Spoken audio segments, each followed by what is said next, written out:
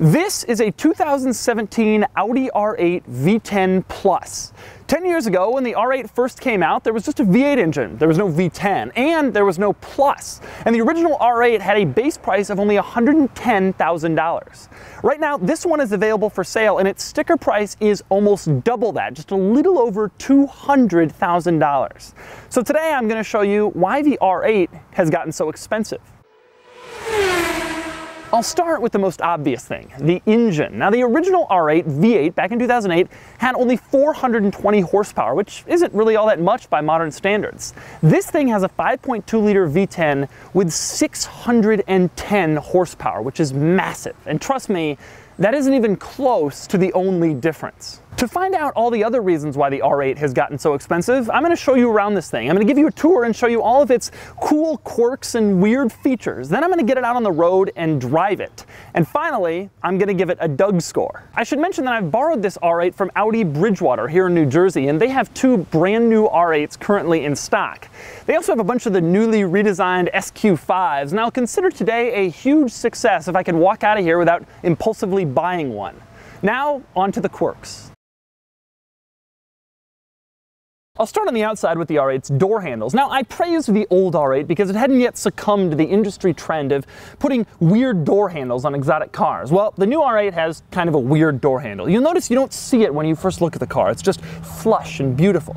Instead, you have to kind of reach your hand around underneath until you find the door handle and then loop your fingers, and then you can open the door. It's not that weird, but it's not exactly normal either. The coolest exterior quirk in this car, maybe the coolest quirk in the entire car, is these turn signals. Take a look at these things. The top part is cool enough just based on its design, but the bottom bit is what's really neat. It sort of lights up in the direction that you're going to let other drivers know exactly where you're turning. This is the coolest turn signal in the car industry right now. One of the other interesting exterior quirks of this car is the trunk. Now, just like in the original R8, the trunk panel is massive. So you open this and you think it's going to be this huge trunk, but then it isn't really. It's not all that big, just like in the original R8. Unlike in the original R8, however, this one has nets in the cargo area. So it looks like kind of a little cargo tennis court going on here.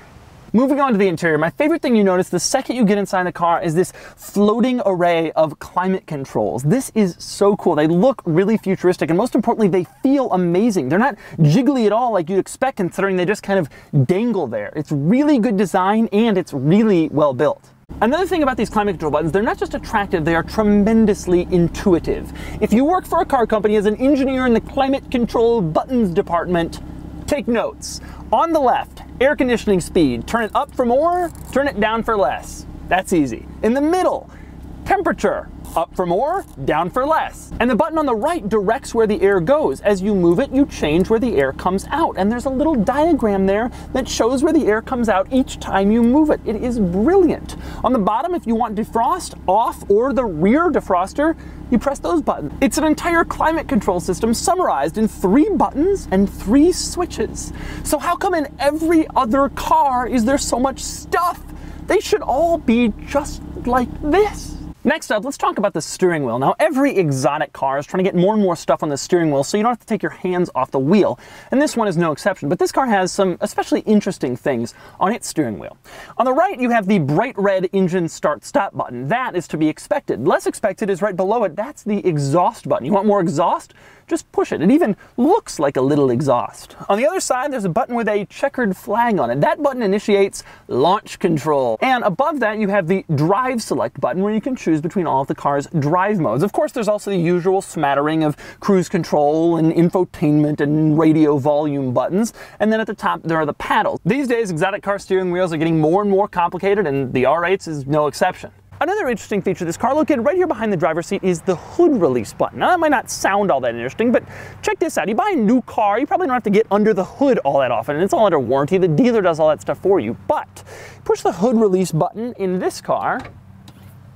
Look at that, it automatically pops right up. It does not have to do that. Audi could have just made an annoying latch that you have to find like every other car, but pops up automatically. That is really good attention to detail and excellent quality. But Audi's attention to detail isn't always perfect. A good example of that in this car is the cup holders. The cup holder situation in this car is something I've never seen before. They're under a lid, and the lid isn't something you can just pull off. It's actually hinged, which means the largest cup you can get in back is only as tall as the lid will actually open. So the other problem is you stick your cups in there, and then the lid is up, and you can't actually use the armrest as an armrest when you're driving along. So you have to choose cup holder or armrest. It's a very weird design. Behind those unusual cup holders, you'll find another one of the R8's strange features. Now, Audi probably understood that their front trunk isn't as big as some rivals, so they added a little storage solution inside the cabin. What it is a cloth separator between the seats and the back of the car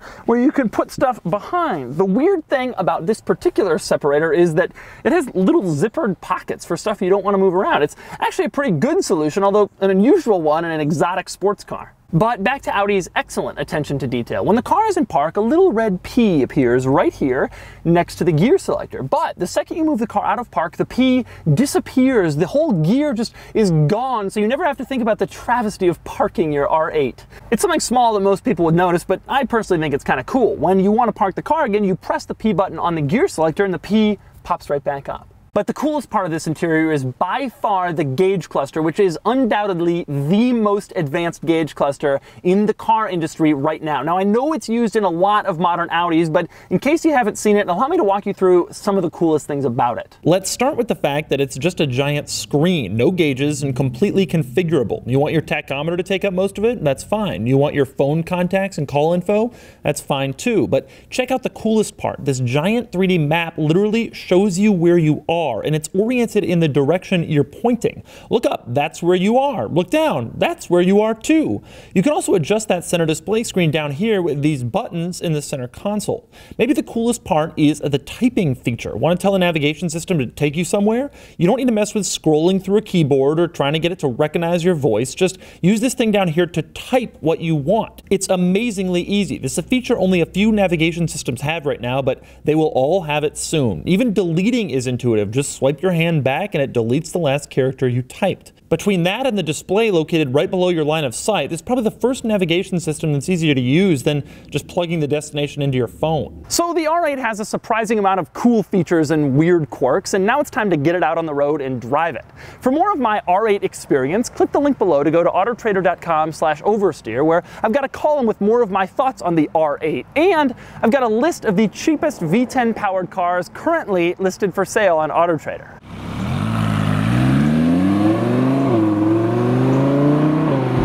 Cluster is just the coolest thing. All the new Audis have this, so this isn't that amazing for just the R8, but if you haven't seen this yet, this is this is so cool. I'm looking at the road we're traveling, in the direction we're traveling in. This has got to be, what, a 6-inch screen or something like that? And it's completely color, and there's, you know, my speedo and my tach are still there. It's not even distracting, really. It's more distracting when you're down here fiddling with this stuff. This is so cool.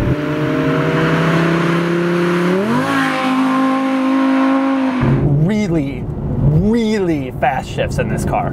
As fast as, I mean, it's not possible to get faster than this. Love the sound. I just drove a V8 R8, which I love because it's such a pure car and it's not that powerful and all that, but it's not this crazy. This thing is a monster. This car is also so far more technically advanced than the first generation R8 that it's crazy. You can just tell instantly. It's more futuristic with these little air conditioning controls in the center and the gauge cluster. Everything just seems like it's on the next level. It doesn't have the same feeling of coolness that the R8 first had when it came out back in 08, where it was like, oh my God, what is that? That's an Audi? Now everybody's kind of familiarized themselves with the design, but sitting inside it, I feel even cooler than that with this cockpit thing. It's unbelievable how cool this is. All right, back to, now we got some space. Okay, let's drive this thing. Wow. Oh my God. Oh my God. Well, that's pretty quick. Oh, it's so flat around the corner. Oh, the steering is so much more precise than LFA. It's so precise. I don't think it's quite as precise as Huracan, believe it or not. I think that the Huracan is just a little bit more, has better turn-in, but still, this thing is unreal. It's amazing in the corners, dead flat. This is one of the best. This is absolutely one of the best. Huracan, when you turn the wheel, like no car I've ever driven, it's just boom, boom, boom. It's like those spaceships in Into the Independence Day movies, like you turn, boom. And this car is damn close, obviously. I mean, this is up there with all the best, the 488 and everything like that. But I just think they're just the slightest little bit off. Huracan was just so incredible in that respect.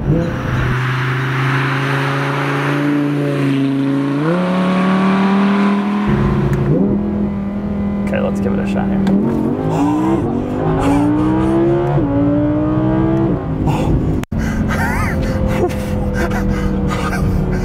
Oh my God. Wow, that is wild. What is this car? That is crazy. That is crazy, crazy speed. Wow.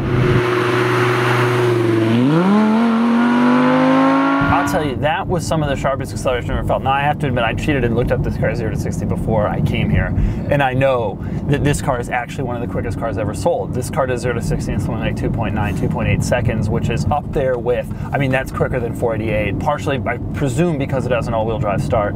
There's no roller coaster I've ever been on that felt like that. There's no, the feeling you get initially when you first do that, and when this like feeling of speed washes over you, I don't know that like my body has ever gone, wow, that was massively fast.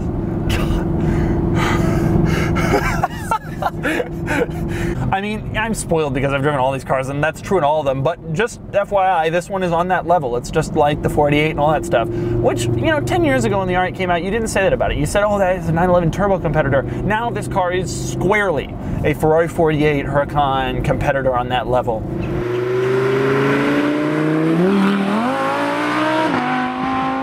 And so that's the 2017 Audi R8 V10 Plus. No, at $200,000, it isn't as affordable as the original model, but it has something like 50% more horsepower than the original R8, and it now does 0 to 60 in like 3 seconds or less, or that crazy launch control.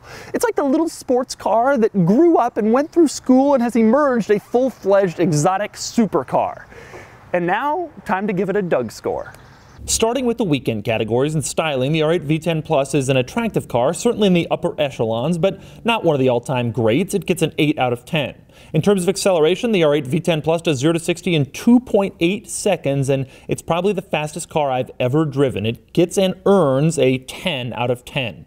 Handling is great, excellent, sharp, nearly at the very top, but not quite there. It gets an 8 out of 10. Cool factor is strong, but the R8 has become familiar, and nobody except the biggest car geeks know you got the V10 Plus version. It gets a 7 out of 10. Finally, importance, which measures the car's significance. It's more important than an average car, but these are certainly more mass-produced than most exotics. It gets a 7 out of 10, bringing its total weekend score to an impressive 40 out of 50. Not the very top, but not far behind. Next up are the daily categories, starting with features, where the R8 is truly innovative. I love the climate controls, but I really love the Audi virtual cockpit, which gives Tesla a run for its money. It gets a hard-to-achieve 9 out of 10. It's the best car in this class. Luxury measures comfort, and the R8 is reasonably comfortable, but it's still an exotic sports car, and it feels like it. It's even a bit rougher than its predecessor. It gets a 5 out of 10. Quality measures materials and reliability. Reliability is too early to tell, but Audi has been improving recently. Materials are excellent in nearly every area, and it earns an 8 out of 10. Practicality is hindered by the small trunk. The R8's 8 cubic feet would normally give it a 3, but poor fuel economy and only 2 seats knocked that number down to a 2 out of 10. Finally, there's value. The R8 is really expensive at over $200,000, but think of it this way. It's far cheaper than a Huracan and almost laughably cheaper than a 488. It accelerates faster than both those cars, and it has better tech, and it handles nearly as well. That would give it a great score, but let's not forget, it still is over $200,000, and that brings it down to a 7 out of 10, giving it a total daily score of 31 out of 50. Add those scores together and you'll get a total Doug score of 71. That makes the R8 V10 Plus the new Doug score champion, and it deserves it. Comfortable and daily drivable with amazing technology, but also supercar performance. It's an awesome vehicle.